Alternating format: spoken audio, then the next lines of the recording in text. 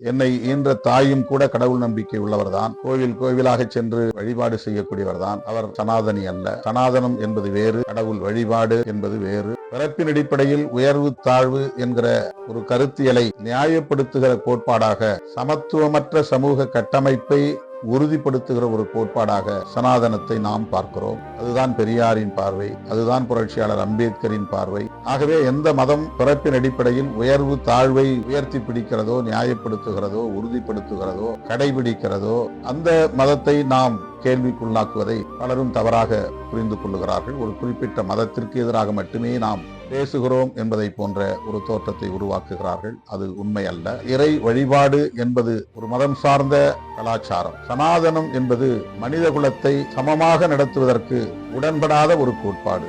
அப்படித்தான் சனாதனத்தை இதுவரையில் ஜனநாயக சக்திகள் அப்படித்தான் நமக்கு உணர்த்தி இருக்கிறார்கள். பாகுபாடுகள் கூடாது என்பது நம்முடைய ஜனநாயக நடைமுறை. பாகுபாடுகள் இறைவனால் உருவாக்கப்பட்டவை என்பதை உணர்த்துவது, உறுதிப்படுத்துவது சனாதனம்.